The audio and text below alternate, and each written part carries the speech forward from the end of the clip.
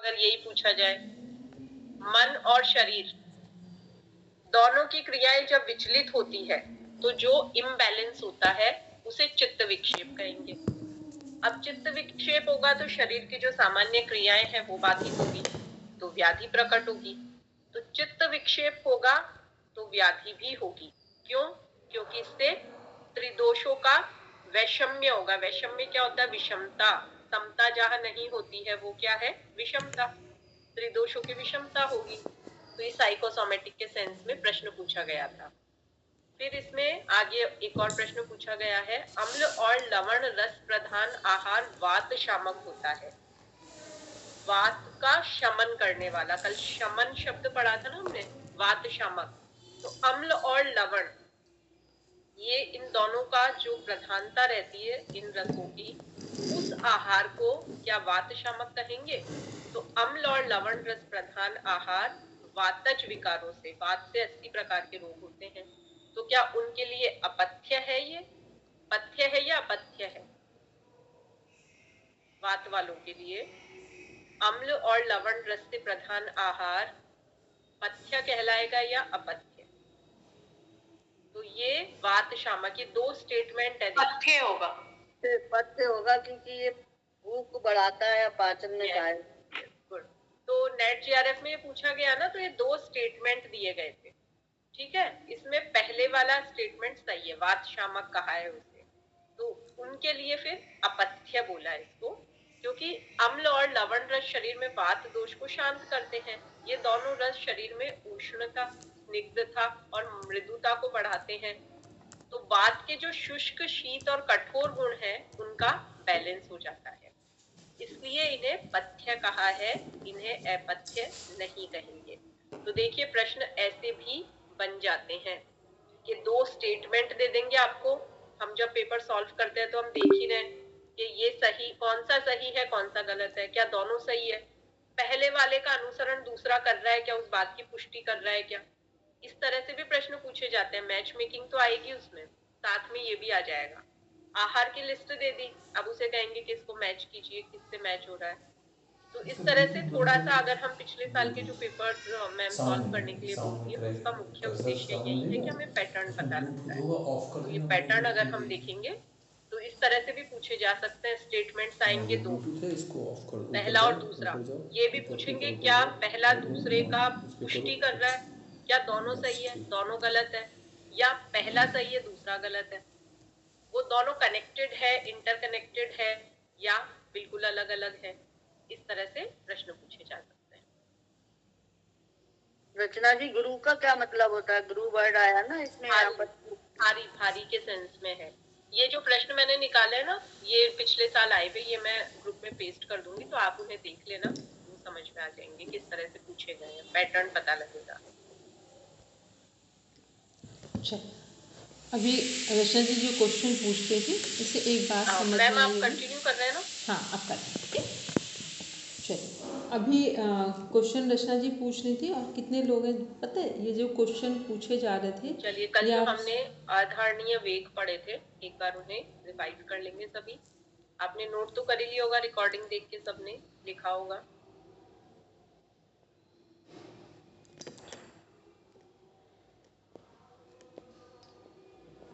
अधारणीय वेग, मूत्र, पुरुष, वीर, अपान, वमन, छींक, उद्गार, जमाई, भूख, प्यास, आंसू, निद्रा, श्रम के कारण। मैंने देख के बोले। नहीं सीमा मैम, और सब सही है, बस वो पुरुष को आपने पुरुष बोल दिया, टूल के लिए पुरुष शब्द आता है। चलिए, अब सब लोग आराम से देखेंगे। अभी कुछ हम लोग क्वेश्चन देख रहे थे, जिसमें से अभी रचना जी कुछ क्वेश्चन पुटअप कर रही थी। ठीक है, जितने लोग पेपर सॉल्व कर रहे हैं उनका पढ़ने का तरीका, समझने का तरीका अलग हो जाएगा। और जो पेपर सॉल्व नहीं करें, क्योंकि इतने क्वेश्चन नेट जेआरएफ में है, उसमें हम इतना सब नहीं पूछ सकते, लेकिन आप पेपर सॉल्व करोगे तो आपका आईक्यू जरूर बढ़ जाएगा। ठीक है, तो सभी लोग पेपर सॉल्व करेंगे। और रचना जी, अगर अंजू वाला जो मैटर है, इसमें बस इतना है कि अगर हम लोग सभी चीज़ें यहाँ लेंगे ना, तो ये बहुत बड़ा कोर्स है, उसको नहीं लिया जा सकता, उसकी एक लिमिटेशंस है, ये आप सब लोग मान के चलेंगे। ठीक है, लेकिन इतना करके रखना है कि क्वेश्चन सॉल्व करेंगे तो कम से कम आपको क्वेश्चन पूछने का तरीका तो पता चल जाएगा।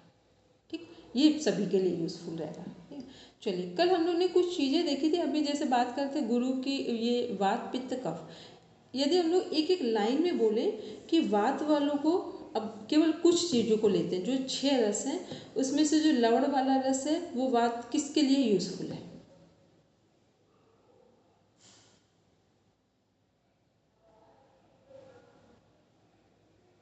पित्त कफ को बढ़ाता है, वात को कम करता है। नमक को वात को बढ़ाता है कि कम करता है? अब एकदम सही से, क्योंकि कुछ चीज़ों को बिल्कुल टू द पॉइंट एक बेस लाइन में देख लेंगे तो सब जगह आपके लिए सपोर्ट मिल जाएगा आपको। जो नमक है वो किसको किसको किसके लिए यूज़फुल है वात पित्त कफ में से? बोलेंगे सीमा मैम, अपर्णा मैम? कफ वाले के लिए। Very good. ठीक, वात के लिए क्यों नहीं है? हृदय रोग किससे संबंधित है? वात से संबंधित है। वात वैसे तो सभी के लिए है कि नमक कम लिया जाए भोजन में, लेकिन जो वात प्रकृति है और पित्त वाले हैं, इनको स्पेशली बोला जाता है कि ये लोग भोजन में नमक की मात्रा कम लें। ठीक है, ऐसे ही हम लोग बात करें, यदि तिक्त की बात करें, जो काली मिर्च वाली बात है, वो किस में जाएगा? वात के लिए अच्छा है, पित्त के लिए अच्छा है, या कफ के लिए अच्छा है? कफ वालों के लिए अच्छा रहेगा। कफ के लिए। Very good. फिर नेक्स्ट आते हैं अम्ल, किसके लिए अच्छा है वात पित्त कफ में से? पित्त वाले के लिए। पूरे ध्यान से बोले, अम्ल किसके लिए अच्छा है? क्योंकि जी पित्त वाले के अंदर एसिड ज्यादा होता है और अम्ल होता है एल्केलाइन, तो एसिड को कम करने के लिए आपको एल्केलाइन अम्लीय भोजन करना पड़ेगा, तो जो एसिड है वो कम होगा। एसिड को क्षारीय बोलते हैं ना। एल्कलाइन क्षारीय होता है, अम्ल एसिड होता है। अम्ल एसिड होता है। एल्कलाइन जो भोजन की जब बात करते हैं ना, एसिडिक भोजन एल्कलाइन, जब एसिडिक बोलते हैं तो एसिडिक एसिड बनता किन चीज़ों से है? वो वाला एसिड की बात करेंगे जो एसिड जो हम लोग यूज़ करते हैं, एसिडिटी बन रही है, एसिड बन रहा है। ठीक है, तो वो एसिड किससे बन रहा है? जब जब हमारा भोजन, जो हमने चिकना भोजन है या जो हमने रिफाइंड वाला, मैदे वाला ऐसा भोजन लिया, ये सब एसिड बनाएगा। ठीक है, और जो हमने जिसमें फाइबर है वो सब एल्कलाइन है। तो हमारी डाइट में एक क्वेश्चन है जो 4 टाइम्स लगभग रिपीट हो चुका है, 4 to 5 टाइम्स, कि भोजन में अल्कलाइन फूड और एसिडिक फूड का कॉम्बिनेशन क्या होना चाहिए? 80 और 20 का रेशियो होता है। ठीक है, 80 और 20 का। अब हम लोग अपने आप में देख लें कि हमारे भोजन में डेली में क्या चल रहा है? 20 और 80 का रेशियो, 20 और 80। 50% हम एसिडिक लेते हैं। तो फिर अब आप सोचिए कि हम लोग स्वास्थ्य के लिए डॉक्टर के पास समझदारी से जा रहे हैं या नासमझी से जा रहे हैं? समझदारी से जा रहे हैं। ठीक है, भले ही हम कह रहे हैं कि ये हुआ वो हुआ, पर जा बिल्कुल समझदारी से रहें कि हम क्या ले रहे हैं भोजन में।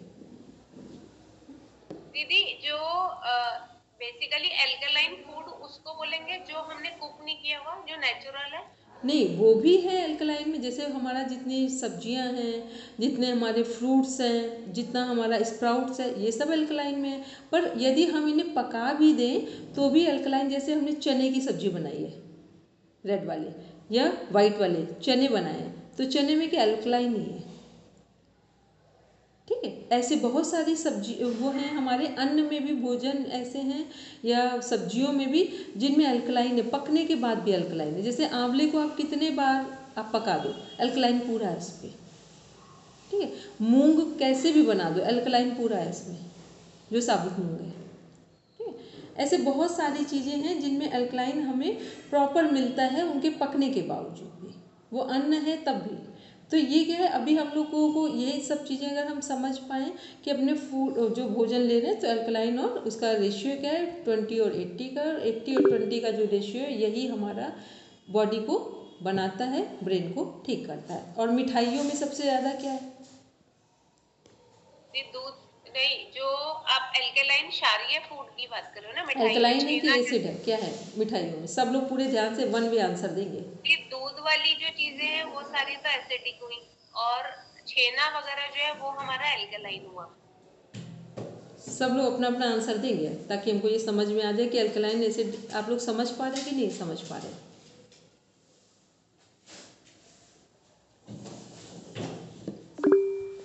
बोलेंगे मोनिका मैम? मैम चीनी अगर है तो चीनी तो एसिडिक ही रहेगी वेरी हमेशा जब गुड, भी।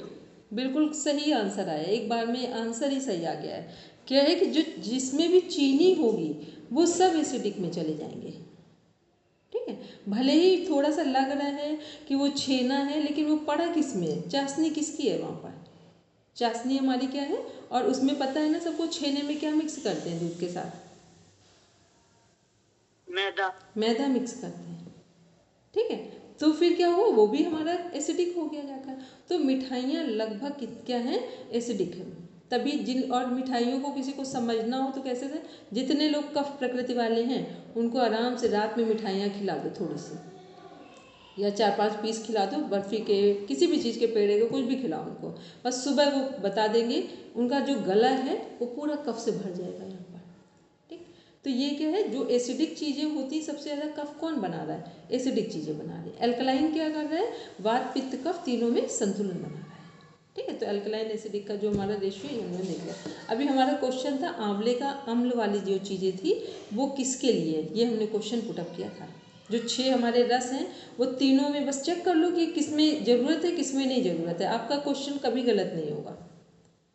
नहीं, आंवला वैसे तो तीनों प्रकृति के लिए तीनों अच्छा है। में, तीनों में जाएगा। हमने कल कुछ चीज़ें बताई थी जो कि वात पित्त कफ तीनों को संतुलित करती है। ठीक है, तो ये भी ध्यान में रखना है कि कौन सी चीज़ें हैं जो हमारे तीनों में संतुलन बना रही हैं। तो यहाँ आंवला क्या है, लेकिन इसी जगह अभी हम कहते हैं इमली, तो आपको लगता है कि तीनों में काम करेगी? क्योंकि इमली का खट्टापन दूसरा होता है, अगर वो थोड़ा सा आपने, यहाँ चुभता है इमली का खट्टापन। ठीक, आंवले का खट्टापन चुभता नहीं है कभी भी। इमली का खट्टापन ऐसा लगता है एसिड बन रहा है अगर थोड़ा सा ज़्यादा आप ले लो। ठीक है, तो ये ध्यान रखना है कि जो हमारा आंवले की बात की है ये कौन सा है, और कौन सा आंवले सब में फ़ायदा करेगा और कौन सा नहीं करेगा। ठीक, बोलेंगे सिमा? दीदी इमली में टार्टरिक एसिड होता है इसलिए हाँ, वो खट्टापन है। और उसी जगह पर अगर हम नींबू ले लें। अच्छा चलो, अब एक चीज़ और क्लियर कर लो, क्योंकि 6 जो रस हैं इनको कैसे पढ़ा जाता है। देखो सब लोग कैसे पढ़ाते हैं वो अपना अलग है, हमको सीधा सीधा एक बेस में आता है समझना। 6 रस को आप तीनों जो हमारी प्रकृतियां हैं उनके साथ केवल मैच करना सीख लो कि तीनों प्रकृतियों में कहाँ काम आएगा। अब क्वेश्चन कहीं से भी आ जाए आपका कोई आंसर गलत नहीं होगा। ठीक, तो जैसे हमारा नींबू है, तो नींबू किस में काम आएगा? नींबू किस में काम आएगा? वात पित्त कफ में से, तीनों में से। वात में नहीं, आराम से बोलो सब लोग, डर के नहीं बोलो, सही बोलो। किसमें? नींबू के बारे में जो मुझे पता है कि वो एक्चुअली में एसिडिक होता है, लेकिन जब वो पानी के साथ मिलता है, जैसे नींबू पानी पीते हैं जिसमें आपने चीनी और नमक नहीं मिलाया है, तो नींबू वो एल्केलाइन में कन्वर्ट हो जाता है और वो काम आता है। तो जो पित्त प्रकृति वाले हैं उनके लिए नींबू बहुत बढ़िया है, नींबू पानी। और मेरे ख्याल से तो कफ वालों के लिए भी अच्छा है। जो आप कहते हो कि सर्दी में जब खांसी जुकाम ज्यादा होता है तो नींबू जरूर लेना चाहिए, आंवला लेना चाहिए, इसमें विटामिन सी अगर मैं कनेक्ट करूं, और जो खट्टापन है वो फायदा करता है। नींबू में साइट्रिक एसिड होता है। नींबू का जो एसिड है वो हमारी बॉडी में आंवले के बाद सबसे अधिक फायदा करने वाला एसिड है। ठीक है, बस उसकी मात्रा, जैसे किसी का वात प्रकृति वालों को खट्टा लेना मना किया जाता है या कम कहा जाता है, तो उनको किसी में मिक्स करके लेना, तो नींबू की चाय अगर लेते हैं तो वात जो होता है वो रुकता है, ठहरता है। ठीक, कफ वालों के लिए नींबू, अगर कितना भी सर्दी खांसी जुकाम हो जाए आप तुरंत गर्म पानी में नींबू डालिए और उसको लीजिए, इतनी जल्दी मेल्ट होगा। कितना भी पित्त बढ़ा हो, अगर नींबू में थोड़ा सा मिश्री मिला के नींबू के पानी में आपने लिया, पित्त शांत हो जाएगा। ठीक है, तो हमें ये क्लियर हो जो हमारे 6 के 6 रस हैं वो हमें कैसे काम करते हैं हमारे ऊपर। ठीक, कसाय कैसे काम, कसाय कहाँ कहाँ काम करेगा।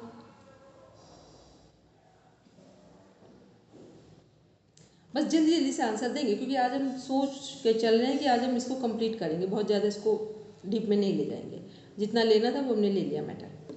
कसाय कहाँ काम आएगा आपका। मैम पित्त और कफ दोनों में अच्छा रहेगा। बात में अपत्य है।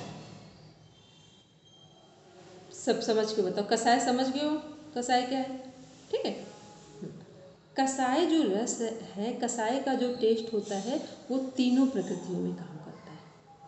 ठीक, कसाय जो है वो तीनों प्रकृतियों में काम करता है। कसाय का मीन्स है कि अपना इसका एक ओरिजिनल टेस्ट है और एक ऐसा टेस्ट है जो जिसका स्वाद हम बता नहीं सकते शब्दों में।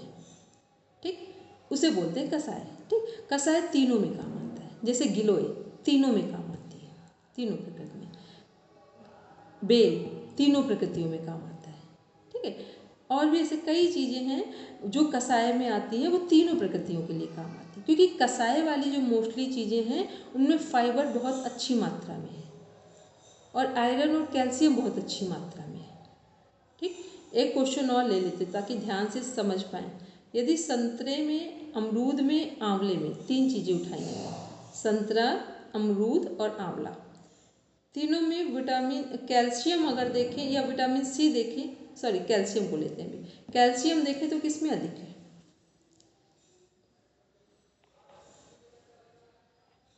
अमरूद में।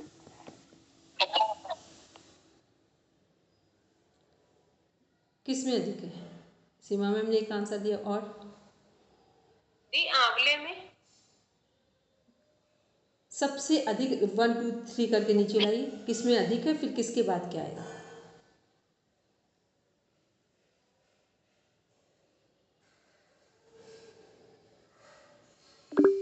बोलेंगे मोनिका मैम। पहले नंबर पे तो अमरूद है, फिर आंवला, फिर संतरा। नहीं, पहले आंवला ही आएगा, फिर अमरूद आएगा और फिर संतरा आएगा। ठीक, अमरूद और संतरे में सबसे बड़ा कन्फ्यूज़न हो जाता है जाकर। ठीक है, क्योंकि ऐसा लगता है कि संतरा बिल्कुल क्लियर दिख रहा है हमारा कि इसमें खट्टापन है और अमरूद में कोई खट्टापन नहीं है, लेकिन उसका जो कैल्शियम है वो सब बहुत स्ट्रॉन्ग कैल्शियम है अमरूद का। कितना भी किसी को कफ की समस्या हो, अस्थमैटिक लोग हों, वो डेली कुछ दिन 15 दिन 20 दिन अमरूद भून कर और उसको उसके बीज हटाकर उसमें काला नमक डालकर खाना शुरू कर दें, पूरा हीलिंग होती है कफ की, या जो अस्थमैटिक पेशेंट है उन लोगों की। ठीक है, तो ये क्या है, ये वो चीज़ें हैं, ये क्वेश्चन आ चुके हैं जो हमने सारे क्वेश्चन नहीं हमने पूछे, अलग से नहीं पूछा हमने। तो ये क्या है, हमें ध्यान में रखना। दूसरा एक चीज़ और है, जब हम लोग 6 पढ़ते हैं डाइट के कंपोनेंट, मॉडर्न डाइट के कंपोनेंट पढ़ते हैं, वहाँ पर एक कन्फ्यूज़न अक्सर होता है। और जब जब भी हम डीप में क्वेश्चन पूछें और जल्दी जल्दी से पूछेंगे एक सीक्वेंस में, तो आप अगर 20 क्वेश्चन पूछेंगे शायद 2 और 3 के आंसर आएंगे, बाकी के आंसर आप नहीं दे पाओगे। ठीक, तो वो इसलिए पूछें, उसको ध्यान में रखेंगे, अपना लिख लेंगे जाके सिलेबस में कि कहाँ हमको बहुत कॉन्सेंट्रेट होना है। तो जब जब हमारा एक हम लोग 6 मॉडर्न डाइट कंपोनेंट्स हमारे क्या हैं, कार्बोहाइड्रेट, फिर प्रोटीन, फैट, इसके बाद क्या है मिनरल्स, विटामिन्स और वाटर, 6 कंपोनेंट। तो जब हमारा मिनरल्स आता है और विटामिन्स आता है, मिनरल्स और विटामिन्स में क्या अंतर है, क्योंकि वो अंतर यहाँ डाइट में जब आयुर्वेदिक लेते हैं अदर कोई भी डाइट, वहाँ बहुत सारे क्लास क्वेश्चन हो जाते हैं वहाँ पर जाकर। तो मिनरल्स और विटामिन्स में क्या अंतर है। मिनरल्स तो मैक्रोन्यूट्रिएंट्स हैं। ठीक है, नहीं सॉरी, मैक्रो नहीं, माइक्रो छोटी मात्रा में मिलते हैं। और विटामिन्स सब लोग बिल्कुल सही से आंसर देंगे हमको, गलत सही कुछ भी बोलिए, बस अपना बोल के में, ताकि लगे सब लोग समझ पाए कि नहीं। इसीलिए हमने क्वेश्चन उठाया यहाँ पढ़ते पढ़ते, क्योंकि वो उसी से संबंधित है। बोलेंगे पढ़ना मैम।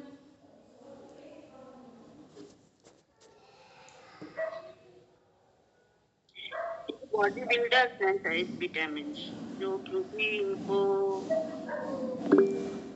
हाँ बोलेंगे मोनिका मैम, बोलिए। मैम विटामिन जो है उसकी एब्जॉर्प्शन में सहायक होते हैं, जो हमारे न्यूट्रिएंट्स आ रहे हैं तो उसके एब्जॉर्प्शन में सहायक होंगे वो। जैसे जैसे विटामिन बी वाले कैटेगरी के जितने हैं। बस हमें एक एग्जांपल बताइए पूरा पूरा, क्योंकि आप थोड़ा सा लग रहा है कुछ कैच कर पाइए, पूरा बोलिए कि क्या कहना चाह रही हैं।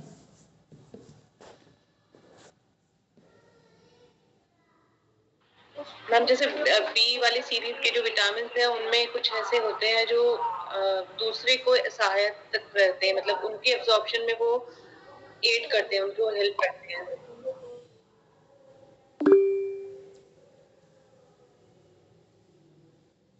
विटामिन क्या है, हमारे फाइट डिजीज़ है। विटामिन क्या करते हैं, लड़ने में, रोगों में लड़ने की क्षमता पैदा करते हैं, ठीक है, जिसे बोलती है WBC। तो विटामिन किससे हमको क्या स्ट्रॉन्ग करते हैं हमारी बॉडी में, WBC को, वाइट ब्लड सेल्स को। विटामिन क्या कर रहे हैं, वाइट ब्लड सेल्स को स्ट्रॉन्ग कर रहे हैं। हमारी पूरी बॉडी में लड़ने की क्षमता हमें कौन दे रहा है, चाहे किसी भी पैथी में चले जाए, एलोपैथी आयुर्वेद कुछ भी पैथी में जाए, हमारे शरीर में रोगों से लड़ने की क्षमता कौन देता है, विटामिन देते हैं, ठीक है। तो वो हमारे, अब मिनरल से क्या कर रहे हैं, विटामिन से थोड़ा अधिक, मिनरल्स उससे भी कम चाहिए, विटामिन से भी मिनरल्स क्या हैं और कम चाहिए हमको। मिनरल्स में हमारे क्या आते हैं, जैसे आयरन, कैल्शियम, फास्फोरस, मैग्नीशियम, ये ऐसी चीज़ें हैं जो बिल्कुल पॉइंट्स में चाहिए, या 0 पॉइंट्स में, या कुछ 5 ग्राम चाहिए, बस ऐसे करके रेयर में, ठीक है। तो जो हमारे मिनरल्स हैं उनका एक कॉम्बिनेशन होता है, ठीक। ये क्या करते, फाइट को हमें, कोई भी हमें रोगों से लड़ने की क्षमता देते हैं विटामिन से। और मिनरल्स क्या करते हैं, पर्टिकुलर जो हमारे ऑर्गन्स हैं उनके निर्माण में सहायक होते हैं, ठीक। मिनरल्स क्या होते हैं, कभी सुना है हम लोगों ने, जब हम लोग एक एज अ मदर बेबी को कंसीव करते हैं तो क्या दिया जाता है, आयरन, कैल्शियम, ठीक। ये सब किस में आते हैं, मिनरल्स में आते हैं। मतलब जो बेबी, न्यूबॉर्न बेबी है, उसका एक नया निर्माण हो रहा है उसके ऑर्गन्स का, तो वहाँ इनकी आवश्यकता होती है, ठीक। ये इतने माइन्यूट क्वेश्चन हैं कि यदि एक बार समझ में आ जाए तो ये सारे क्वेश्चन फिर आप जब डाइट वाले सॉल्व करने जाते हैं ना, तो फिर वहाँ दिक्कत नहीं हो। क्या करना है सबको, जो 6 हमारे आयुर्वेद के जो 6 हमारे रस हैं, उन रस के सामने ये सबका अपना होमवर्क लिखिए, क्योंकि छोटी सी चीज़ों का बेस समझना है। 6 जो रस हैं उनके सामने वात पित्त कफ की एक सीरीज बनाइए जाकर, कि वात पित्त कफ में किसके लिए ये 6 रस सब में काम आएंगे, किस में काम नहीं आएंगे। एक एरो बनाएंगे, यस है तो ऊपर की ओर टिक करेंगे, नो है तो नीचे की ओर टिक कर देंगे जाकर, ठीक। फिर वहीं पर एक चार्ट बनाएंगे अपना पूरा मॉडर्न डाइट कंपोनेंट्स का, 6 का। फिर वहाँ जो बिल्कुल सही सही लिखेंगे जाकर कि हमारे मिनरल्स क्या हैं, वो कैसे काम करते हैं, हमारे विटामिन्स क्या हैं, वो कैसे काम करते हैं। फिर जितना कुछ हम लोग लेते हैं सब में लास्ट में क्या दिया हुआ है, वाटर दिया हुआ है, क्योंकि वाटर का एब्जॉर्प्शन कितना हो, 70%। यदि 70% वाटर इनटेक नहीं कर रहे हैं तो हम कितना भी अच्छा भोजन ले लें फिर वो काम नहीं आएगा। और या फिर हमने 70% हमारी बॉडी में पानी है भी, लेकिन अब क्या हो रहा है कि जो हमारे 5 डाइट के जो कंपोनेंट्स हैं उनमें यदि कुछ ऊपर नीचे हो रहे हैं तो यूरिन एक्सेस पास आउट हो रहा है। तो अभी वही समस्या होगी जाकर, जो एक दूसरे व्यक्ति को पानी कम के कारण जो समस्या है, अब आपको अधिक के कारण वो समस्या हो जाएगी जाकर। क्यों होगी, क्योंकि आपकी बॉडी पानी को एब्जॉर्ब ही नहीं कर रही है। वो क्या करेगी, पानी का जब वाटर का एब्जॉर्प्शन नहीं होगा बॉडी में तो क्या होगा, यूरिन के थ्रू जो भी हम ले रहे हैं वो बार बार यूरिन जाएंगे, सब पास आउट हो जाएगा जाकर हमारा, ठीक है। तो विटामिन्स का, मिनरल्स का, फिर ये जो हमारे इसके 6 जो बने हुए हैं हमारे रस हैं, 6 रस हैं, इनके बारे में केवल आप एक सीरीज बना के रख लो। हम सब लोग इतना नहीं पढ़ते हैं, लेकिन हम ये 2 तरीके हैं पढ़ने के। एक है एक पूरी डिक्शनरी लर्न करना है, और एक है कि एक हमने जो अब वो हैं क्या बोलते हैं, पार्ट्स ऑफ स्पीच हैं, हमने उसको ध्यान से पढ़ा रखा है, ठीक है। तो अब हमने पार्ट्स ऑफ स्पीच को ध्यान से पढ़कर अब डिक्शनरी में सारी चीज़ों को एक सिंपल जो मीनिंग है उसके फॉर्मेशन को देख रहे हैं, तो वो बार बार देखेंगे, वो भी एक तरीका है। लेकिन अगर हमने बेस को समझ लिया तो फिर क्वेश्चन आंसर गलत नहीं होते जाकर। ठीक है, तो ये 6 जो रस हैं इनको सब ध्यान से देखेंगे। बस अब आगे पढ़ेंगे, बोलेंगे प्रणव। एक बारी कटु और कषाय, तिक्त तो तीखा हो गया, तो कटु और कषाय में एक बारी डिफरेंस बता दोगे? देखो, तिक्त में जो अगर केवल हमारा कटु जो है तीखा आएगा, तो तीखे में हरी मिर्च जो एकदम से रखते ही कड़वापन लग जाए जिनमें, ठीक है, वो सब आएंगे कटु में, जिनको हमने जीभ में रखा। जैसे हरी मिर्च है, इसको बस लिप्स के पास आप रखिए, आपको उसका कड़वापन एकदम से लगता है फैल रहा है, ठीक है, एकदम से फैल। एक ऐसे में एक और आता है कालमेघ, ठीक, उसको आप लोगों ने नाम सुना ही है कि नहीं। वो एक ऐसी औषधि है, उसको बस आप लिप्स के पास ले आइए। सामान्य जो अच्छे लोग हैं वो तो उसको लेते ही उनको चक्कर आ जाएगा, ठीक है। कालमेघ, कालमेघ एक ऐसी औषधि है जो फीवर के लिए सबसे जल्दी काम करती है, लेकिन बहुत कड़वी है। मतलब उसका कड़वापन एक अजीबोगरीब कड़वापन है उसका। और जो तिक्त है, तिक्त कैसा है, जीभ में रखते ही कड़वापन एकदम से फैलता नहीं है, थोड़ा सा एहसास करने पर फैलता है। और उसके कड़वेपन में हल्का सा कुछ दूसरा अच्छा टेस्ट भी आता है। जैसे काली मिर्च का कभी देखें, कड़वापन है पर एक अच्छा फ्लेवर भी है उसके अंदर, एक अच्छा फ्लेवर भी है काली मिर्च के अंदर। तो ये क्या है, जो तिक्त वाली चीज़ें हैं वो तुरंत अपने कड़वेपन को फैलाती नहीं है, और जो तीखी वाली चीज़ें हैं वो जीभ या लिप्स पर रखते ही अपने कड़वेपन को फैला देती हैं, ठीक। कसाय कैसा है, कसाय में ना कड़वापन है ना तीखापन है, लेकिन उसको जैसे ही हम जीभ के पास ले जाते हैं, जीभ हमारी उसको एक्सेप्ट नहीं करती, ठीक। कसाय क्या करता है, कसाय कोई भी होगा, जीभ एकदम से उसको लेना पसंद नहीं करती है। मतलब ये जो 6 के 6 रस हैं, इनको हम ऐसे भी फील कर सकते हैं कि कौन सा रस कैसे हमारे ऊपर काम करता है। फिर जो हमारा, तो ये क्या है, जो कसाय वाला है, कोई भी कसाय जिसका भी टेस्ट कसाय होगा, जैसे ही आप जीभ के पास ले जाएंगे एक बार आप पीछे हो जाएंगे।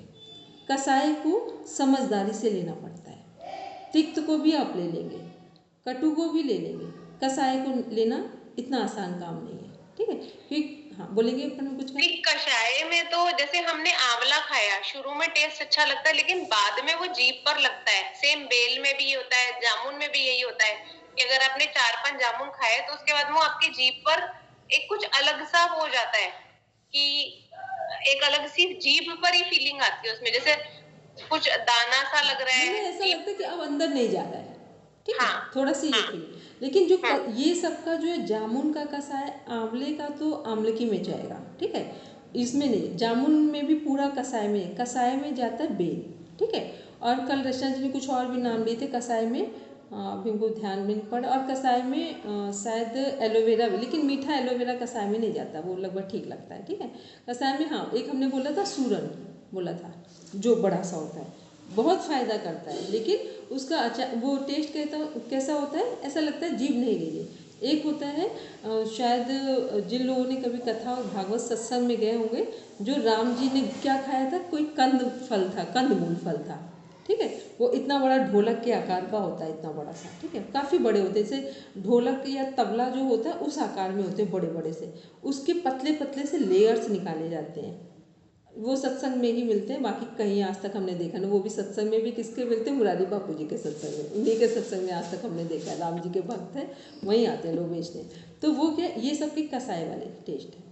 तो दीदी भी तो कसाय में आएगी, किसमें, अर्जुन की छाल, हाँ वो भी कसाय में आएगी, वो भी कसाय में आएगी। इवन जो वो बोले थे हमने, हर, बहड़ा, आंवला, सब कसाय, आंवले को छोड़कर हर और बहड़ा जो है वो कसाय में, फिर तीनों को मिला दो तो कसाय में जाएंगे, ठीक है। तो ये क्या है, ये सारे टेस्ट हमें बस पता हो कि कौन सा टेस्ट मधुर वाला है। क्या सबसे अच्छा टेस्ट कौन सा लगता है, मधुर वाला। मधुर जो टेस्ट है वो सबसे अच्छा है।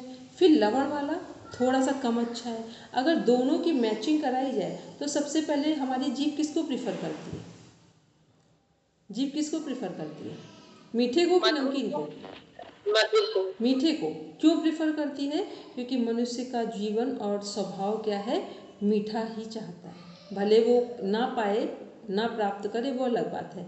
तो जो हमारी नेचर है, सबसे अधिक हम कसाय वाला, हमारे मन नहीं होता है ऐसे रिश्ते हो, तो वैसे ही हमारे जो 6 के 6 रस हैं वो हमारे व्यक्तित्व से बने हुए हैं कि हमारा व्यक्तित्व जो है, हमारा पर्सनालिटी है, वो कैसे रस गेन करता है, किन रसों की कब हमारे शरीर को आवश्यकता होती है, ठीक है, कौन सी परिस्थिति। तो वो 6 के 6 रस, आप एक छोटा सा चार्ट बनाना, उसमें 6 रस वो करना, वहीं जा कर के जो मॉडर्न डाइट के 6 कंपोनेंट्स हैं उनको डिफाइन कर लेना जाके, तब फिर कहीं आपको प्रॉब्लम नहीं आएगी कि विटामिन्स मिनरल। जिन लोगों ने पेपर सॉल्व किए होंगे, जब भी आपका मिनरल्स वाले क्वेश्चन और विटामिन्स वाले आते हैं, एक बार आप सोच में पड़ जाते हैं कि विटामिन्स वो हैं या मिनरल्स की बात हो रही है, क्योंकि मिनरल्स हम लोग अलग से तो ध्यान रखते हैं, पर मिनरल्स के जब कंटेंट पूछे जाते हैं वहाँ फिर कन्फ्यूज़न आ जाएगा हमारा, ठीक। तो उसको आप देख लेना आराम से, डीप में पढ़ाएंगे तब अलग है, लेकिन अभी वो पार्ट चल रहा है इसलिए उसको वहीं पर कनेक्ट कर लेंगे। अब हम लोग देखते हैं, कल हम लोगों ने 13 क्या पढ़े थे, 13 अधारणी वेग पढ़े थे। अधारणी वेग में हमने एक बात बताई थी, इसमें से अधारणी वेग में कुछ चीज़ों को देखेंगे। सबसे टिपिकल कौन कौन से वेग हैं जिनके हमें नुकसान पहुँचते हैं, सब देखेंगे स्क्रीन पे, रुकिए फिर बोलेंगे कौन से वेग हैं जो सबसे टिपिकल है।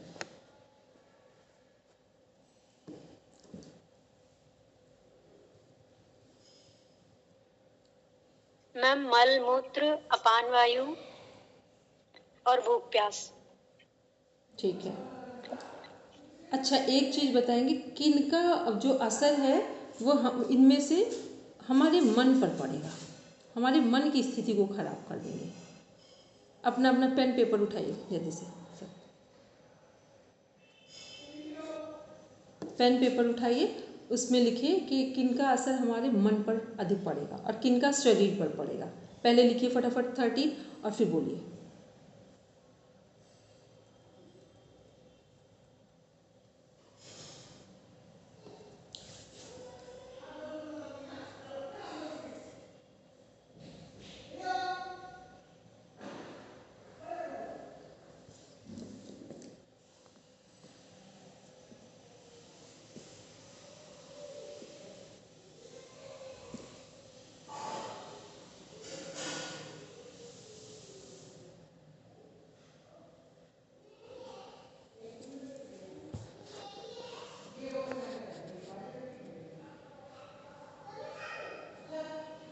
लिख लिया सभी ने?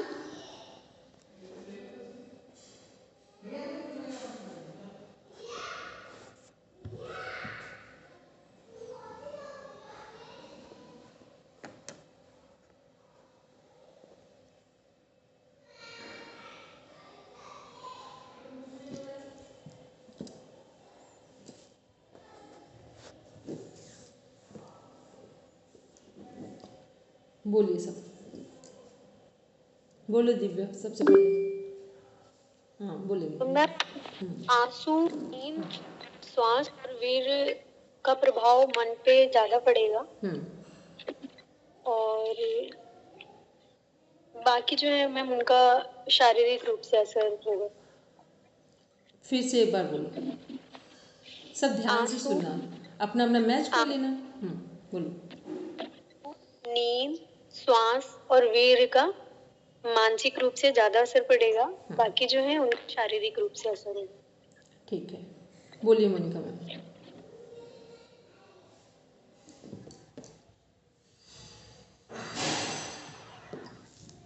मैम, आंसू का तो मन पे ही पड़ेगा असर, और निद्रा का वेग देखेंगे उसको भी।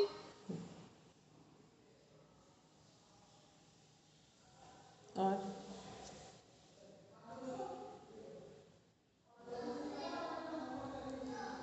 अपर्णा मैम, रचना जी जल्दी जल्दी बोलिए, देर नहीं लगाएंगे।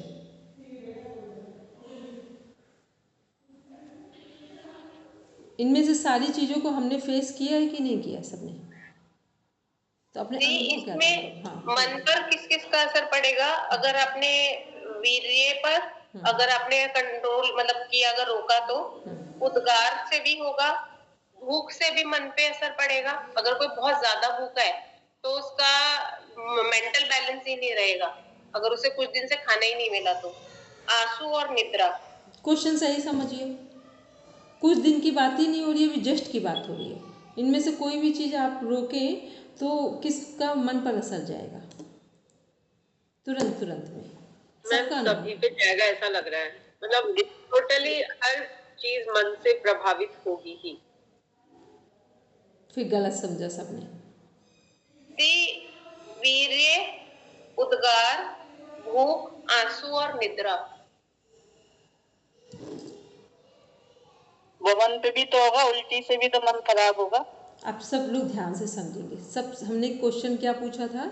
हमने कहा था दिव्या ने सही बताया, एक दिव्या कैच नहीं कर पाई थी, अपर्णा मैम ने कैच किया। देखो जब भी कुछ पढ़ते हैं ना उसमें सब चीज़ों को अलग अलग करके देखना आना चाहिए, ठीक। यही हमारा MA और नेट JRF की पढ़ाई में अंतर है, ठीक। अलग अलग हमारा क्वेश्चन ही बिल्कुल क्लियर था ना कि किसका प्रभाव मन पर पड़ेगा, किसका शरीर पर पड़ेगा। तो जब मान लो भूख लगी है तो डायरेक्ट किस पर प्रभाव पड़ता है? शरीर पर पड़ता है। भूख का प्रभाव एकदम मन पे नहीं जाता है। भूख में कमजोरी लगेगी, ऐसा लगेगा काम नहीं कर पाए, लेकिन ये नहीं कि भूख का मतलब हमारा अब दिमाग बेकार हो गया है। भूख से ये मतलब नहीं है, ठीक है। और कई बार कुछ काम कर रहे हैं अभी थोड़ी देर, तो कई बार हम ही लोग डिसाइड कर लेते हैं अभी थोड़ी देर में इस काम खाएंगे, जल्दी से हम इस काम को कर लें, तो भूख का उस पर इतना नहीं जाता है।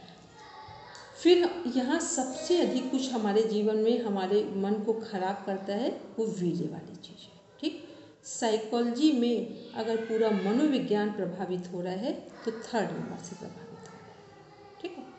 ये एक ऐसी चीज़ है जो आज छोटे छोटे बच्चे, बड़े बड़े लोगों में जो आप एग्रेशन देखते हो, ये किस लिए है? ये इसलिए है या तो वो अपनी चीज़ों को कंट्रोल नहीं कर पा रहे हैं या तो उसका सदुपयोग नहीं कर पा रहे हैं, ठीक। या तो कंट्रोल नहीं कर पा रहे हैं या उसको सदुपयोग नहीं कर पा रहे हैं। तो ये क्या है, अगर पूरा मनोविज्ञान जो है वो इस पर काम कर रहा है, जो 3rd नंबर है, ठीक है, सबसे अधिक प्रभावित, मन को खराब करने वाला। फिर इसके बाद आते हैं, उसके नीचे से देख रहे हैं, अब आते हैं उद्गार पे। आपने मान लो एकदम से आपको की भावनाओं को किसी ने आहत कर दिया, आप किसी के लिए सोच रहे थे कि हम इसके लिए बड़ी सहायता कर दें, और वो व्यक्ति आपके सामने आया, उसने कहा कि अरे आप जितना लालची तो कोई हो ही नहीं सकता है। समझ आया उद्गार? एकदम से आपको लगेगा कि आप कुछ कह नहीं पाए हैं, लेकिन आपका पूरा एक एक बॉडी का जो सेल है ना वो बिल्कुल ऐसा लगेगा कि धराशायी हो गए, ठीक। सबसे ज़्यादा आहत किससे होती है? उद्गार से, ठीक है। जब आप कुछ सोच रहे हैं और दूसरा उसको खंडन कर रहा है लगातार, तो ये क्या है, हम अपनी बात व्यक्त नहीं कर पाए तो फ्रस्ट्रेशन, कुंठा किससे आती है? ये उद्गार से ही आती है वहाँ पर, ठीक। तो ये हमारे व्यक्तित्व को पूरा पूरा खराब करता है जाकर, ठीक। फिर इस संसार में भूख और प्यास से लोगों के बीमारी नहीं बढ़ी है, भूख और प्यास से रोग घटे हैं। भूख और प्यास से रोग कम होते हैं शरीर में, और ये जो चीज़ें हैं इनसे रोग बढ़ते हैं, और ऐसे बढ़ते हैं कि रूट पे चले जाते हैं वो।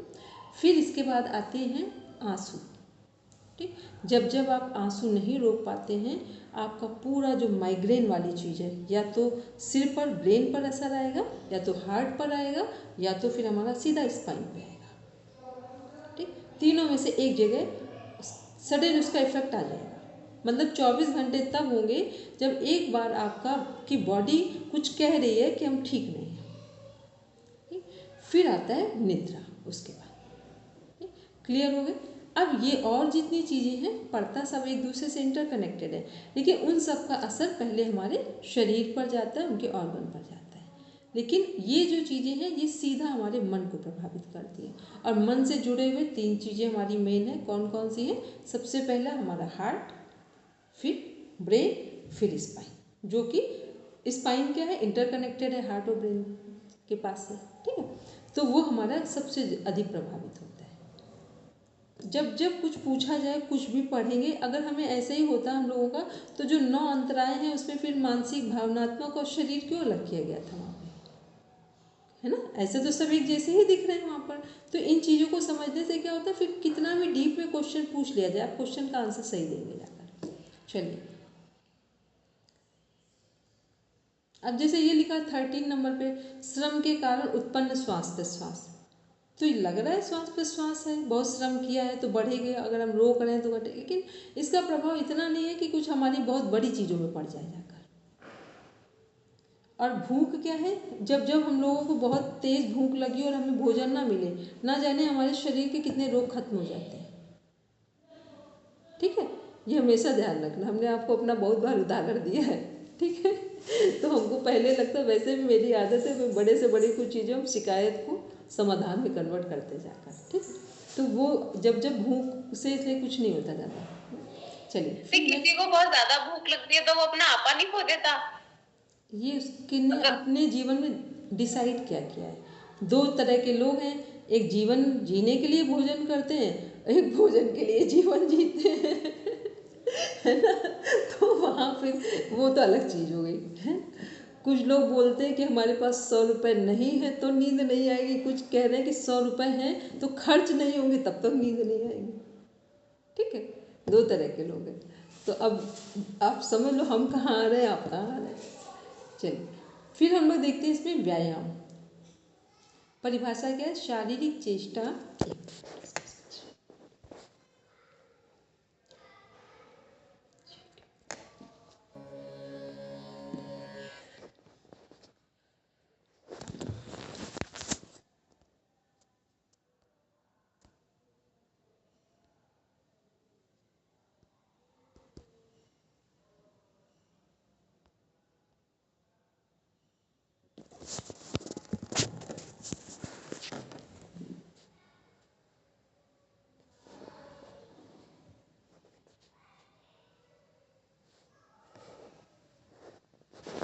इसमें देखें, शारीरिक चेष्टा जो शरीर की स्थिरता और बल को बढ़ाने वाली होती है।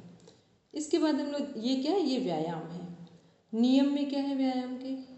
आवाज नहीं आ रही, म्यूट हो गया। अभी आ रही? एक मिनट, अभी आ रही है? ठीक है, चलिए। हाँ, ठीक। तो व्यायाम में क्या है? शारीरिक चेष्टा जो शरीर की स्थिरता और बल को बढ़ाने वाली होती है। नियम क्या है? थकावट से पहले व्यायाम को छोड़ देना चाहिए। अगर बहुत थकान लगे तो फिर हमें व्यायाम को वहीं पर रोक देना चाहिए। लाभ क्या क्या है यदि हम व्यायाम करते? लाघव। अब एक कोई भी व्यक्ति, रचना जी बोलते जाइए, फटाफट लाभ बोलिए सबके, फिर भी कुछ चीज़ें दूसरे लोगों को दें। इनका अर्थ बोलिए। हल्कापन। हाँ, हिंदी में बोलते जाइए। हाँ, बोलिए। मतलब शरीर हल्का हो जाता है ना, बॉडी लाइट हो जाती है। फिर नेक्स्ट बोलते जाइए सब। कर्म क्षमता में वृद्धि, मतलब वर्किंग कैपेसिटी बढ़ती है। स्थैर्य, स्थिरता आती है, स्टेबिलिटी आती है। दुख सहन करने की शक्ति बढ़ती है।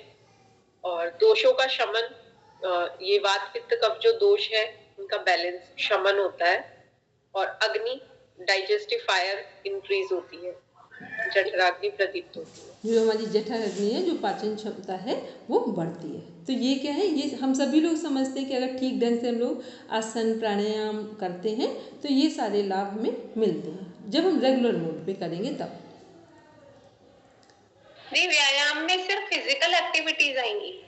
यहाँ पे लिख दिया गया है, यहाँ क्या बोलते हैं, आयुर्वेद में योग और व्यायाम को थोड़ा अलग अलग किया गया है।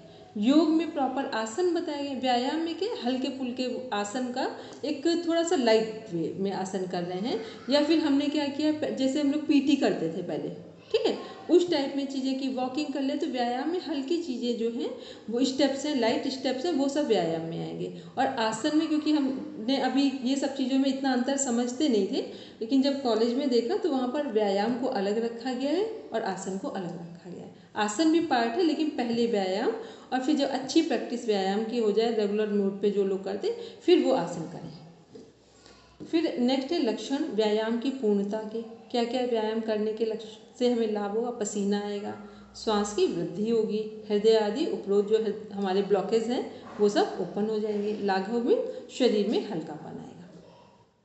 इतना तो कोई व्यक्ति अगर मॉर्निंग वॉक करे आधे घंटे डेली तो भी ये सारे जो बेनिफिट्स हैं वो उसे मिल जाएंगे। लेकिन अब हम लोग कर क्या रहे लोग कि रात में वॉकिंग कर रहे हैं, रात में अच्छा है, लेकिन मॉर्निंग वॉक करते हैं तो क्या फ़ायदा होता है हमको? जो 5 एलिमेंट्स हैं, हमारे नेचुरल एलिमेंट्स हैं, उनके कनेक्शन में हम लोग आते हैं। सुबह के समय कर रहे हैं, थोड़ा सूर्योदय होने वाला है, या फिर हम लोग बोले कि सुबह के समय अच्छी हवा है, वातावरण ठीक है, मिट्टी में भी थोड़ी सी नमी है, वातावरण भी शांत है, तो सुबह का जो वॉकिंग है वो रात की अपेक्षा अधिक अच्छी। अब लेकिन जिनके पास समय नहीं है तो वो सुबह नहीं कर पाते, तो फिर वो जब उन्हें समय है, शाम के समय, रात के समय, तो भी ठीक है।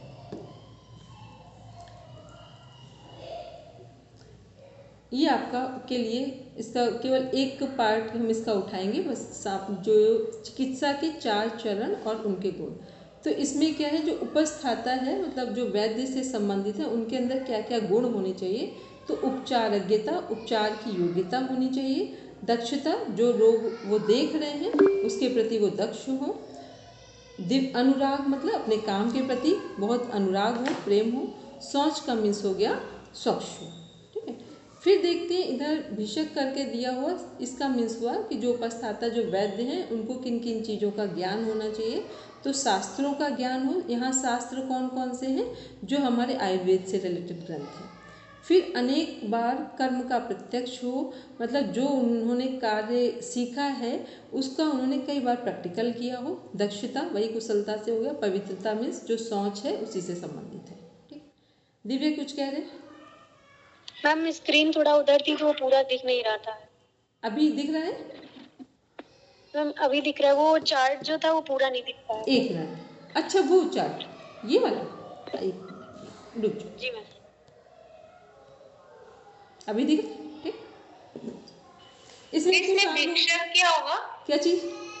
भिक्षक और उपस्थाता। विषक, उपस्थाता, विषक मीन्स हो गया उपस्थाता जो हमारे वैद्य हैं उनके लिए आ रहा है। ठीक है, अभिषेक मीन्स हो गया जो हमारे वैद्य हैं उनके जीवन में किन चीज़ों का होना जरूरी है, आवश्यक गुण क्या है हमारे। ठीक है, और बाकी ये जो इसके आसपास है ये अभी आपका कोई इसमें से, अब इनमें से कोई भी क्वेश्चन नहीं है आपका। अब देखते हैं हम लोग प्रकृति और विकृति, वो डायरेक्ट आयुर्वेद का पार्ट कनेक्ट हो रहा है। प्रकृति और विकृति। प्रकृति क्या है, धातुओं की समता, संतुलन की अवस्था। धातुओं की समता क्या है, फिर वही या तो हम लोग त्रिदोष लेंगे, या जब भी आयुर्वेद में कहा जाएगा तो त्रिदोषों का असंतुलन होगा और धातुओं की विषमता होगी। त्रिदोषों का असंतुलन और धातुओं का की विषमता, ये क्या है, प्रकृति है या विकृति है?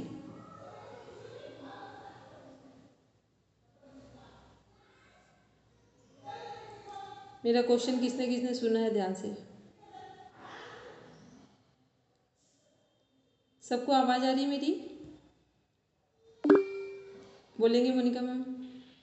मैम धातुओं की अगर असंतुलन है और दोषों का असंतुलन है तो विकृति है, वो विकृति होगी। धातुओं की विषमता वो भी विकृति, और दोषों का असंतुलन वो भी विकृति। ठीक है, और इनकी समता हो धातुओं की और दोषों में संतुलन हो, तो ये सब क्या है, ये सब प्रकृति में जाएंगे। ये क्वेश्चन आ चुका है। तो दीदी यहाँ पे सप्त धातु होंगे और त्रिदोष होंगे। सप्त धातुएं होंगी और त्रिदोष होंगे। ठीक है, चलिए नेक्स्ट हम लोग देख रहे हैं यहाँ पर धातुओं की क्षमता। बस इसको, इस लाइन को पढ़ेंगे। धातु की क्षमता के आधार पर शरीर का स्वास्थ्य और विकार निर्भर करते हैं। मतलब जो हमारी जैसी धातुओं की क्षमता है, जो सप्त धातुएं हैं, इसी पर हमारा शरीर और स्वास्थ्य जो शरीर का है वो डिपेंड करता है कि कैसा हम, जैसे मान लो किसी की धातुएं बहुत वीक है, ठीक है, रस उसके शरीर में बन ही नहीं रहा, तो रस नहीं बनेगा तो रक्त बनेगा क्या? सही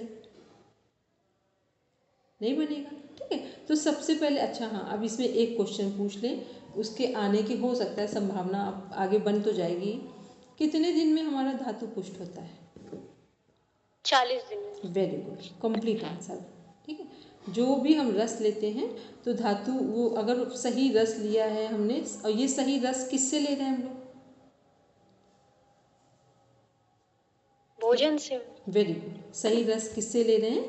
भोजन से ले रहे हैं। और 40 दिन जब हमारा भोजन, 40 दिन का जो रस सही से बनकर तैयार होगा तो रस रक्त में कन्वर्ट होगा। फिर सप्त धातुओं में से जो अंतिम, जो हमारा वीर्य या शुक्र रस, इनका निर्माण हो रहा है, तो वो क्या है, वो 40 डेज के बाद बन रहा है। तो इसका मतलब है कि हमारा भोजन कितना इम्पोर्टेंट रोल प्ले करता है हमारी लाइफ में, कि भोजन करते समय हमें किन किन बातों का ध्यान रखना है और भोजन हमारा कैसा होना चाहिए। अब देखते हैं जो हमारा धातुओं की क्षमता। अब यहाँ यहाँ वैद्य के कुशल वैद्य के लक्षण बताए जा रहे हैं। ठीक है, तो वैद्य के क्या क्या लक्षण हैं, ये वैद्य के जो लक्षण है इसका मतलब, अच्छा इन वैद्य के लक्षण से ओवरऑल बताएंगे कि ये किस तरह के वैद्य होंगे। पहला क्या है, शास्त्रों का अध्ययन हो, शास्त्र के आधार के अर्थ का ज्ञान हो, चिकित्सा करने में प्रवृत्ति हो, रुचि हो, चिकित्सा कर्म दर्शन मतलब बिल्कुल सही ढंग से उन्हें पता हो चीज़ें जो उनका कर्म है। कर्म दर्शन का मीन्स होता है जो जिस पर उनकी दक्षता है उनके बारे में बात हो रही। फिर राजवैद्य जो है हेतु, लिंग, लिंग क्या है कल हम लोगों ने पढ़ा था, हेतु हमारे कारण है, कॉजेज है, लिंग क्या है वहाँ पर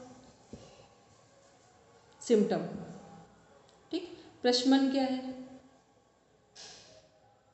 चलो हमको केवल इतना बताओ ये प्रशमन जो वर्ड है ये हमने कहाँ पढ़ा है, और ये क्वेश्चन भी आ चुका है। मैम प्रशमन यानी प्रकृष्ट रूप से शांत करना, तो Very good. त्रिदोषों का जो शमन किया जाता है वो प्रशमन के अर्थ में। अच्छा बताइए इस शब्द हम लोगों ने कहाँ पढ़ा था प्रशमन वाला,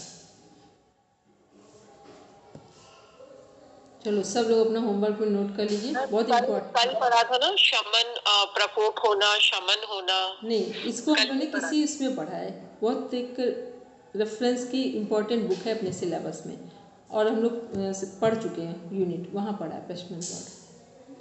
फिर अपुनर्भव ये क्या है, पुनर्भव। अब पुनर्भव जो है और अपुनर्भव मतलब कि पहले से ही हम चीज़ों का पता लगा लें। ठीक है, क्योंकि वैद्यों की ये चीज़ रही है, उनकी जो कुशल वैद्य होते हैं वो किसी व्यक्ति को देख कर समझ जाते हैं कि इनके घर में किसी के साथ किसके साथ क्या ट्रेजेडी घटित हुई है, किसी की डेथ हुई है, या कोई व्यक्ति बहुत बीमार है, या कोई व्यक्ति या इनकी आर्थिक स्थिति खराब है, ये सब चीज़ें वो लोग देख कर समझ लेते हैं। फिर सफल चिकित्सक जो हैं इसी में, अब वो कैसे होंगे, उनको सही विद्या, वही नॉलेज की बात हो रही, ज्ञान की। वितर्क का मतलब हो गया, एक होता है कुतर्क, एक होता है वितर्क। वितर्क क्या है हमारा यहाँ पे, पॉजिटिव लॉजिक की बात कर रहे हैं। लॉजिक मतलब जो सही बात है, सही तरीके से बात को पूछना अपने विषय से संबंधित। ठीक है, अब वो भी नहीं कि बात करें क्योंकि ये लोग चिकित्सा कर रहे हैं तो चिकित्सा के रूल रेगुलेशन को वो कनेक्ट करता हो। फिर विज्ञान, विज्ञान का मीन्स क्या हुआ, क्योंकि चिकित्सा में जब तक वैज्ञानिक दृष्टि नहीं रखेंगे तब तक सही चिकित्सा नहीं कर पाएंगे। फिर स्मृति मतलब हमारी अच्छी स्मृति भी होनी चाहिए। स्मृति का मीन्स कि कौन सा रोग है तो कौन सी औषधियों का हम चुनाव करें, किसको क्या देना है, तो वहाँ स्मृति की बात हो रही है। इसके वैद्य की वृत्तियाँ कैसी हों, वृत्तियाँ मतलब विचार कैसे हों, मैत्री भाव हो, दुखी के प्रति करुणा हो, साध्य रोगी में प्रीति हो, असाध्य के प्रति उपेक्षा हो। जब वैद्य के अंदर ऐसे विचार होंगे तब ऐसे वैद्य लोग ही सही चिकित्सा करेंगे, लेकिन ऐसे वैद्यों का अब थोड़ा सा कमी हो गई है। अब देखते हैं तीन, ये क्वेश्चन का पार्ट है, क्वेश्चन जिन्होंने क्वेश्चन पेपर सॉल्व करे वो देख चुके होंगे। तीन ऐष्णा है हमारी, कौन कौन सी, प्राण ऐष्णा, धन ऐष्णा और परलोक ऐष्णा। प्राण ऐष्णा का मतलब क्या हुआ यहाँ पर, ऐष्णा यानी इच्छा। हाँ, ये मैं भी पूछना चाह रही थी ऐष्णा क्या है। तो यहाँ प्राण से संबंधित क्या हुआ, प्राण बल ज्यादा हो, अच्छा हो, प्राण बल, वो ऐष्णा यानी इच्छा ना, मतलब जीने की इच्छा। ठीक, जीने की इच्छा, जीवन से संबंध है इसका। फिर है धन ऐष्णा, धन ऐष्णा का मीन्स क्या हुआ कि समृद्धशाली जीवन। ठीक, प्राण ऐष्णा का मीन्स हुआ कि हमारा जीवन, कोई भी व्यक्ति, बहुत ही रेयर हो, नहीं तो सबको लगता है कि एक लंबी आयु हो हमारी। ठीक है, और उसमें मतलब स्वस्थ अच्छा जीवन हो। फिर धन ऐष्णा में सभी तरह से समृद्धि हो। फिर परलोक ऐष्णा कि अब हमें स्वर्ग की प्राप्ति भी हो। जब दो चीज़ें हो जाती हैं तो ये हर मनुष्य के जीवन में ये तीनों चीज़ें घूमती हैं। अब वो इसमें जो ऊपर के टेबल में असाध्य के प्रति उपेक्षा है, जो आपने अच्छे चिकित्सक के लिए वो बताया, ये सही है कि अगर कोई रोग असाध्य है तो वो उसकी उपेक्षा करे? नहीं, असाध्य के प्रति साध्य रोग में प्रीति करेगा, और असाध्य रोग है तो अब जो सामने व्यक्ति है उससे तो उसके बारे में यही कहेगा ना कि ठीक हो जाएगा, ये कोई बड़ी बात नहीं है। ये मतलब दो तरह के लोग होते हैं। जैसे एलोपैथी में जाओ तो वो क्या बताते हैं, थायराइड का है, इसे आप खाइए, पूरे जीवन खाइए, नहीं तो फिर कुछ आप गए आपने खाई, मतलब पहले से उन्होंने इतना बता रखा है, आपको डरा दिया है, शुगर का है आप ये खाइए, नहीं खाएंगे तो ये प्रॉब्लम हो जाएगी। मतलब अब एक होता है ये तो कहो कि ये चीज़ खानी है, जरूरी है, लेकिन ये ना को इसको नहीं करोगे तो ऐसा हो जाएगा। और होता ये है कि उसको खाने से ज़रूर और दूसरी चीज़ें हो जाती हैं। ठीक है, तो ये क्या है, मतलब जो चीज़ें हैं असाध्य चीज़ें लग रही हैं उसके प्रति रोगी को ये दिखाना कि ये चीज़ें बहुत बड़ी बात नहीं है, ये ठीक हो जाएंगी, ये चीज़ कहना। चलिए अब हम लोग चतुर्विध परीक्षा, बस इनका नाम देखते हैं केवल हम लोग। आप तो उपदेश, प्रत्यक्ष, अनुमान और युक्ति, ये चार तरीके से किसी केस को या किसी व्यक्ति के रोगी को देखा जाएगा। ठीक, अब हम लोग एक बार कल इसकी क्लास लेंगे हम लोग। ठीक है, चलिए सब बैठेंगे शांति पाठ के। लेकिन आप सबसे एक रिक्वेस्ट है कि अब अपनी पढ़ाई सीरियस मोड पे करेंगे। पिछला जो कुछ है उसका रिवीजन करते जाएंगे, पेपर सॉल्व करते जाएंगे और डेली की स्टडी करते जाएंगे। फिर परसों से हम लोग नए यूनिट स्टार्ट करेंगे। शांति ही शांति ही शांति ही, सर्वारिष्टसु